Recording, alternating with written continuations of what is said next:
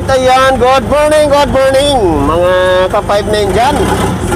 Okay, so ayan, magtanggal tayo ng salamin at saka mask para makilala nyo ako.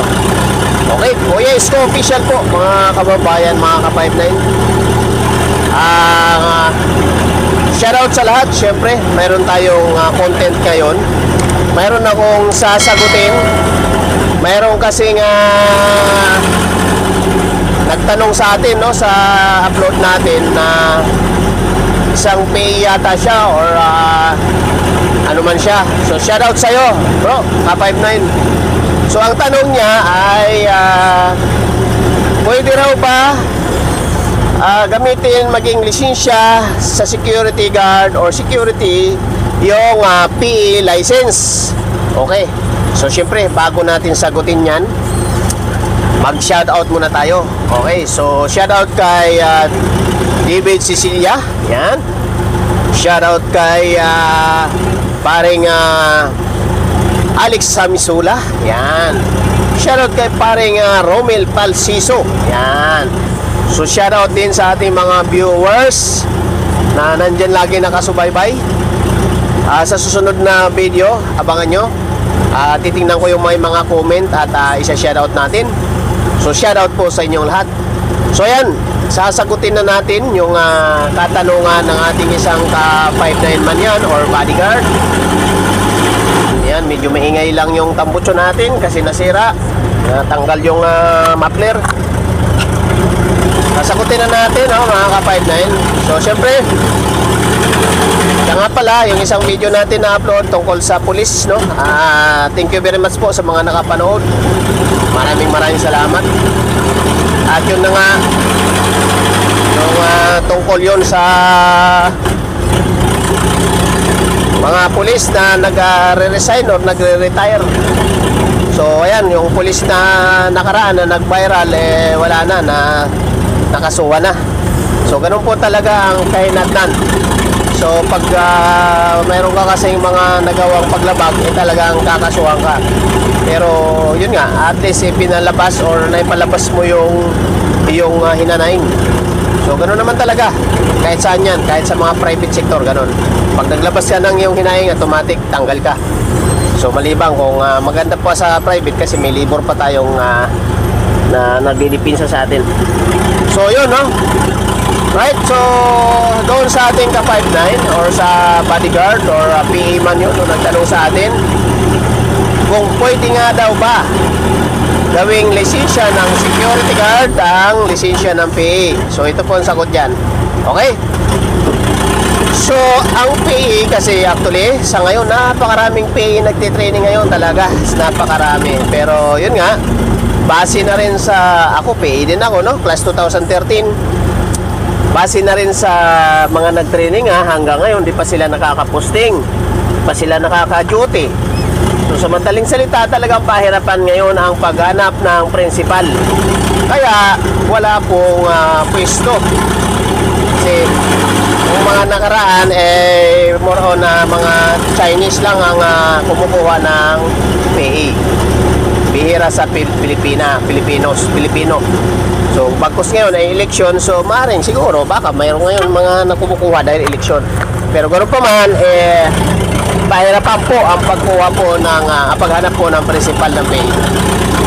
Mayroon man mababa ang sweldo.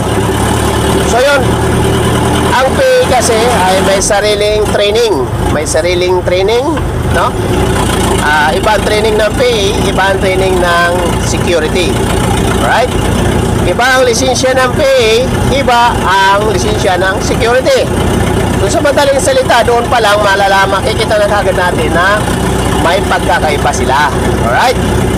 So sa diretso ang tanong po mga kaibigan, mga ka-5'9", ang security license is para sa mga security guard or SO man yan or bank armored man yan, para sa mga security guard. Ang PA license po is para sa PA or protection agent. So sa madaling salita, ang lisensya ng protection agent or PA ay hindi siya pwedeng gamitin maging isang lisensya ng security guard. Right? Then yung security guard din, security guard license is hindi siya pwedeng gamitin maging isang PE license or protection agent license kasi magkaiba po yan. So ngayon, halimbawa kung ikaw ay PA, then ikaw ay officer or SO, dapat meron ka ring security SO license. Yun po yung SOP dyan mga ka-59, no? Then syempre pag PA ka, dapat binlag ko na yung nakaraan, dapat is legit yung pag-deploy sa'yo. Mayroon kang galing ka sa agency, kumbaga agency yung nag-deploy sa'yo. Mayroon kang STDO, okay? Mayroon kang hawak na LTO, right? Mayroon kang may hawak kang deployment order, no? Mayroon kang hawak na lisensya ng PE license. At syempre, yung firearms na gagamitin mo is galing sa security agency. So ganun po yon mga ka-59. Hindi po yung sariling firearms natin ang gamit natin. So ngayon kung may sarili kang firearms naka-PTC, maliban doon, dapat yung firearms na lehitimong gamit mo dapat is issued galing sa agency na mayroon siyang siyempre kaakibat na naman na mga dokumento, yung firearms registration at LTAP at siyempre yung tawag nito, yun nga, yung nakalakip siya sa DDO, yung inyong firearms. So yun po yung SOP dyan mga ka-59, no? So ayan, sana nasagot ko yung iyong tanong, buddy. Sana nasagot natin na yun na nga, ang lisensya ng protection agent is hindi siya pwedeng gamitin sa security, right? Ang lisensya ng security is hindi siya pwedeng gamitin sa protection agent, right? So, yun yung kasagutan sa iyong katanungan. So, abangan muli sa next upload. May nagtanong din tungkol sa driver ng armored. Or basta abangan ninyo yung mga upload natin para makapagbigay tayo ng kaalaman sa ating mga ka-59 na gustong mag-apply ng PA or armored driver or armored escort. So, isa lang masasabi ko, ang tip ko, napakaganda ng trabaho ng armored. Walang sinabi yung mga posting. Dahil sa armored, siyempre, ikot-ikot ka lang, aircon, pag walang biyahe, standby lang kayo, wala kayong ginagawa. Napanood ko yung isang vlog ng isang tropa na nasa abroad na, yun nga pa, tambay-tambay lang pag wala ng biyahe. So, ganun sa armored. Bagkos, talagang critical. So, minuto critical. Kasi nga, kumbaga, alam na natin yan, ino-hold up ang armor. So, critical. So, bagkos, talagang hindi lang pera ang iniingatan natin, kundi pati yung buhay. So, nasa 11 Geo naman yan, di ba? Di ba? So, kaya kailangan, siyempre, kailangan pag nag-armored ka, alerto ka talaga. Snappy ka talaga. Alerto ka talaga. Handa kang mamatay anytime. Okay? Handa kang lumaban anytime. Hindi yung basta ka lang nakapitpit ka na ng baril, ayos na. Or nakapurma-purma ka na, ayos na. Hindi. Dapat, anytime, i-anticipate mo na sa iyong isipan. Anytime, may mangyari dito, talagang bakbakan to. Lalaban ako. In case man. So, depende sa situation. So, yun yung nasa mindset natin. Hindi yung porma-pormahan lang. Porkit nakabihis ka na, nakapurma ka na,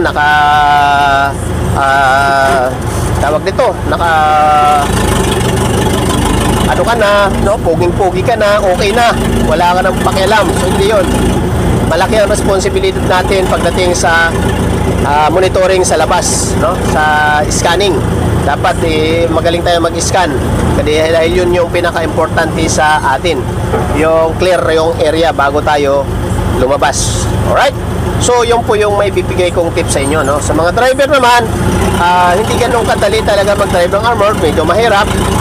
Pero kayang-kaya yan. Lahat naman basta kinaya ng iba, kaya natin yan. So, kailangan nyo lang, lakasan ng loob nyo. Lakasan lang ang loob. Subukan nyo lang. Ganyan. At saka kailangan matyaga. So, sa armored naman is malaki naman ang sweldo kaya wala namang problema. Lahat naman ng benefits mayroon. Nasa kumpanya ka, no? Kaya lang siyempre, ang oras ang pinag-uusapan kasi dito. Pag mas maiksi ang oras, mas milit ang sweldo. Pero yun nga, hindi ka pagod. Hindi ka katulad sa iba na talagang pagtapos ng trabaho mo, talagang laylay balikat mo. Laylay ang pagod mo. Dito, hindi. Kaya mo pa magtrabaho uli pag uwi mo. Kaya karamihan ng armored, mayroong mga sideline. Meron silang mga extra income, extra job. So, ganoon naman talaga eh. Diba? So, yun po yung may share ko sa inyo mga kababayan. So, kaibigan, pa59 sa aking YouTube channel, may nag-comment doon, yun nga, nagtanong, ayan, nasagot ko na. So, sana nasagot ko. Sa mga may tanong, mag-message lang kayo, mag-comment lang kayo sa comment section at sasagutin ko yan next upload video. Muli, Kuya Isko Official po. Ayan, Gwapong Biyahero TV. Paki-like and share and subscribe po yung ating YouTube channel. At syempre yung ating Facebook account, Charles Francisco. Maraming salamat sa inyo mga ka-59. Ayan, driving tayo, moving tayo. Dahan-dahan tayo. So hanggang dito na lang yung video natin. At maraming salamat po sa inyo.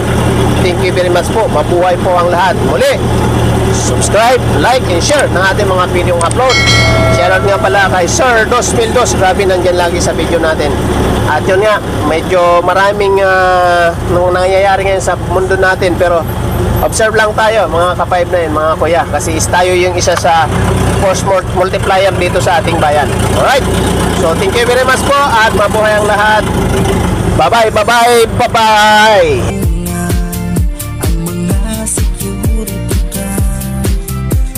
Gwapong biyahero.